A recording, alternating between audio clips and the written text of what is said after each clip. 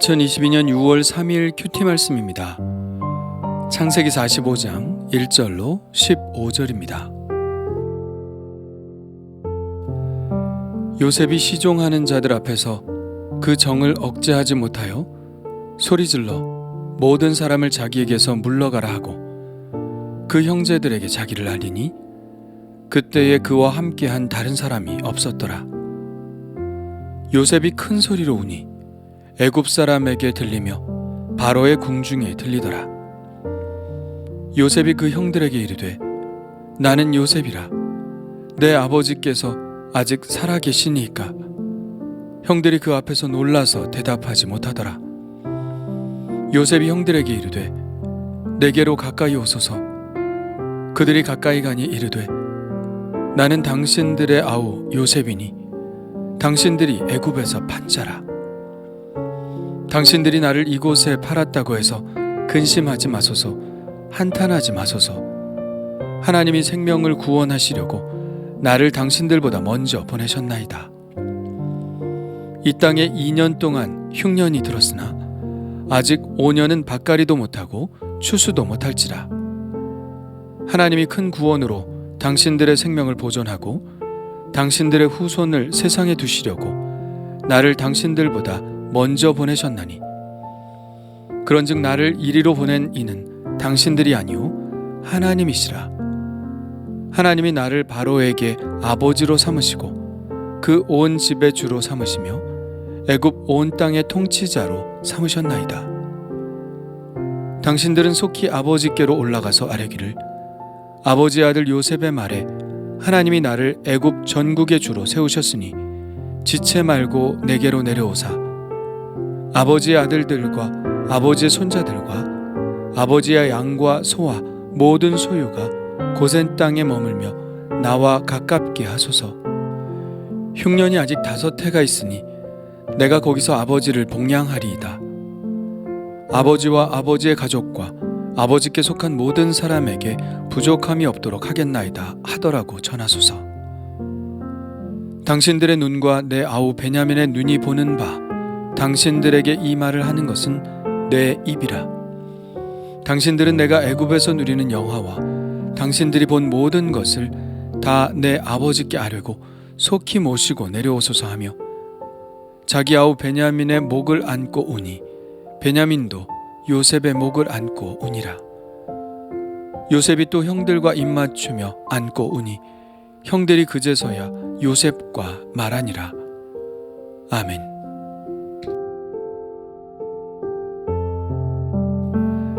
요셉은 이제 충분히 형들이 이전과는 달라졌다는 확신을 가졌습니다. 그리고 자기를 그렇게 사랑하셨던 아버지 이야기가 나오니 더 이상 복받치는 심정을 주체할 수 없었죠. 시종들을 다 나가라고 하고 펑펑 웁니다. 그 우는 소리가 바로의 궁전까지 들렸다고 말할 정도로 아주 펑펑 울죠. 이 형들이 얼마나 당황했을까요? 자기들 앞에서 애굽의 가장 높은 사람이 이렇게 통곡을 합니다. 그런 그들 앞에서 요셉은 드디어 자신을 밝힙니다. 나는 당신들의 아우 요셉이니 당신들이 애굽의 판 자라. 이 말을 들었을 때 형들의 마음이 어땠을까요? 나는 당신들의 아우 요셉이니 당신들이 애굽의 판 자라. 심장이 덜컥 내려앉았겠죠. 그리고 속으로 우린 이제 다 죽었다라고 했을 것입니다. 자기들이 죽이려고 했던 요셉이 이렇게 시퍼렇게 살아있을 뿐 아니라 자기들을 죽일 권세도 있는 사람이 되었는데 왜 겁이 나지 않겠습니까? 이들은 분명 충격과 공포에 사로잡혔을 것입니다. 그러나 요셉을 보십시오. 요셉은 그들이 이렇게 두려움에 빠질까봐 오히려 형들을 안심시킵니다.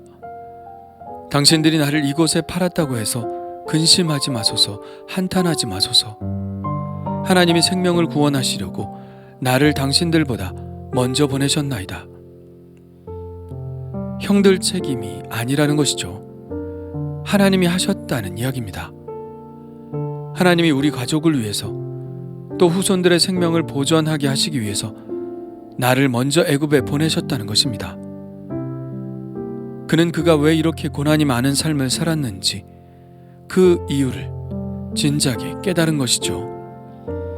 그가 왜 애굽에 팔려왔으며 왜 노예 생활을 했으며 왜 감옥 생활을 했고 왜 그렇게 힘든 시간을 겪게 하셨는지 이것이 다 이때를 위한 것임을 깨달은 것입니다.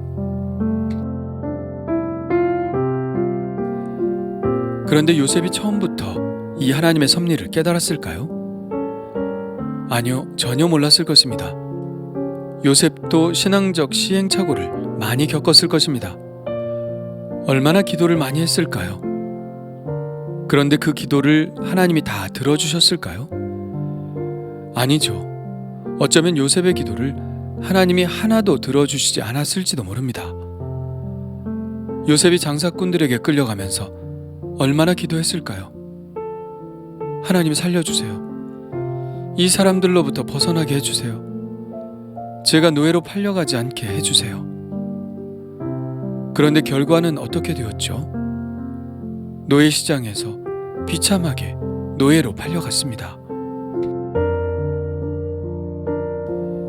보디발의 아내로부터도 누명을 썼습니다. 그때 요셉이 하나님께 기도를 했을까요? 안 했을까요? 분명히 했을 것입니다. 하나님, 제가 하지 않은 일에 대해서 제가 억울하게 누명을 썼습니다.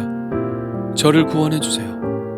저의 누명이 벗겨질 수 있도록 도와주세요. 그런데 하나님이 그 기도를 들어주셨나요? 아니죠. 그냥 누명을 쓴 채로 감옥에 갇혔습니다.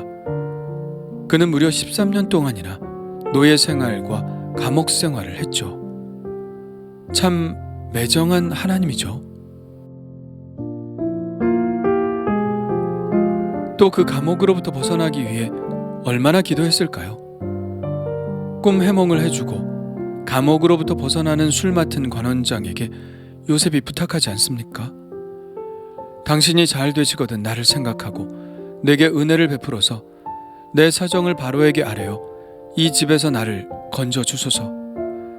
나는 히브리 땅에서 끌려온 자요 여기서도 옥에 갇힐 일은 행하지 아니하였나이다. 이렇게 간절하게 부탁한 요셉이 하나님께 매일 기도하지 않았겠습니까? 매일 지옥 같은 감옥으로부터 벗어나기 위해 기도했을 것입니다. 그런데 술 맡은 관원장이 밖으로 나간 지 2년이 다 되도록 그의 기도는 응답을 받지 못했습니다. 하나님이 요셉과 함께 하셨다고 나와 있기는 하지만 따지고 보니 요셉이 정말 그렇게 간절하게 바랐던 가장 결정적이고 절박한 기도는 하나도 들어주시지 않았습니다. 요셉은 늘 궁금했을 것입니다. 하나님이 나와 함께 하시는데 분명히 나와 함께 하시는 것을 나도 알고 사람들도 아는데 왜 나의 기도를 들어주시지 않는가? 왜 나를 계속 나락으로 떨어뜨리기만 하시는가? 내가 애굽으로 팔려온 것이 무슨 의미가 있으며 이렇게 고생하는 것이 무슨 의미가 있을까? 그러다가 요셉은 깜짝 놀랄 일을 경험하게 됩니다. 곡식을 얻으러 자기 앞에 와 줄 서 있는 형제들의 모습을 본 것이죠. 흉년이 들어 생존을 위해 자기 앞에 서 있는 형제들의 모습을 본 것입니다. 그때 갑자기 요셉에게 하나님의 계시가 확 열렸습니다. 하나님, 이때를 위함입니까? 모든 의문들이 풀어지기 시작했습니다. 하나님께서 왜 지금까지 나의 기도를 들어주시지 않았는지, 왜 그 부르짖는 기도를 들어주시지 않았는지, 그 계시가 요셉의 깨달음이 바로 오늘 요셉이 형들에게 이야기하는 바로 그것입니다. 하나님이 큰 구원으로 당신들의 생명을 보존하고 당신들의 후손을 세상에 두시려고 나를 당신들보다 먼저 보내셨나니 그런즉 나를 이리로 보낸 이는 당신들이 아니요 하나님이시라. 형제들을 보는 순간 요셉에게 계시가 열린 것이죠. 그가 지금까지 살아온 역사가 머릿속에 스치고 지나갔습니다. 고생스러웠던 순간들, 아팠던 기억들, 외롭고 억울했던 순간들, 그 순간들이 결국은 지금 이때를 위함인 줄 요셉은 깨닫게 되었습니다.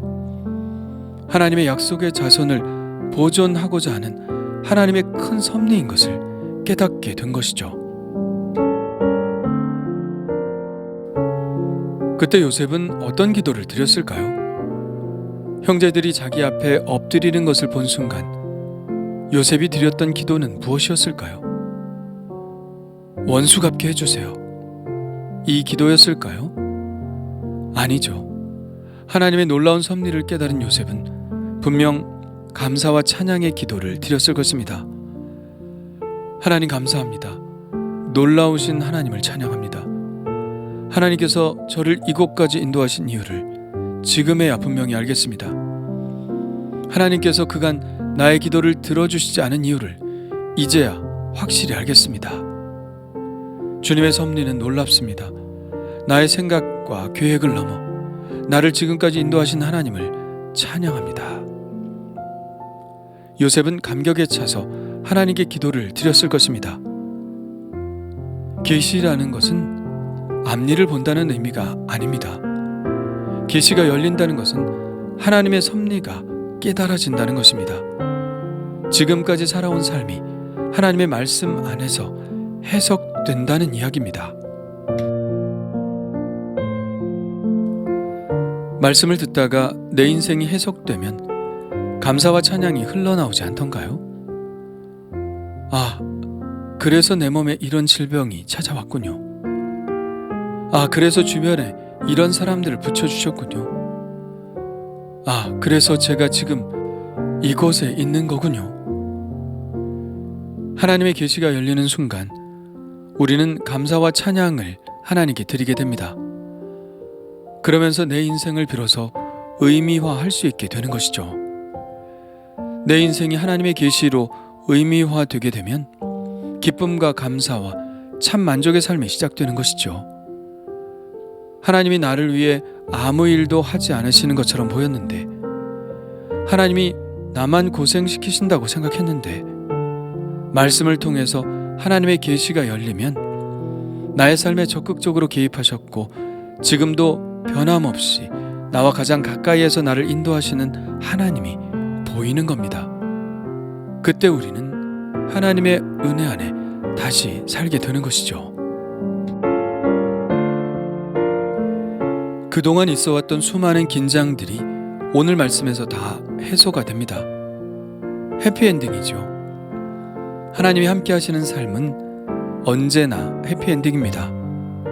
하나님의 계획은 언제나 우리에게 해피엔딩입니다.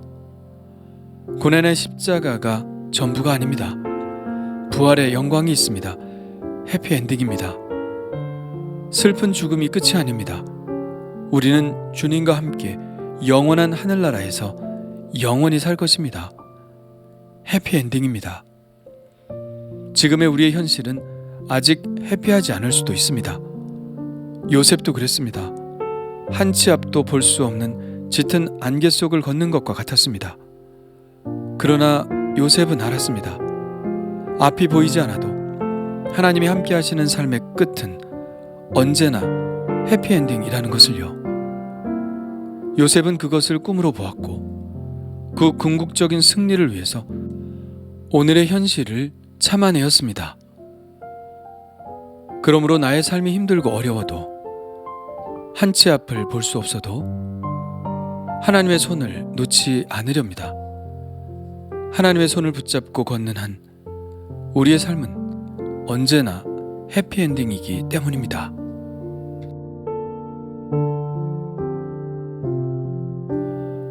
주님 감사합니다. 지금 나의 고난이 말씀으로 해석되는 계시가 열리게 하옵소서. 그래서 하나님께 감사와 찬양을 올리게 하옵소서. 어떤 일이 있어도 절망하거나 실망하지 않게 하시고 하나님이 함께 하시는 삶은 언제나 기쁨으로 단을 거두는 결말임을 믿고 주님과 매일 동행하는 삶을 살게 하옵소서. 예수님의 이름으로 기도합니다. 아멘.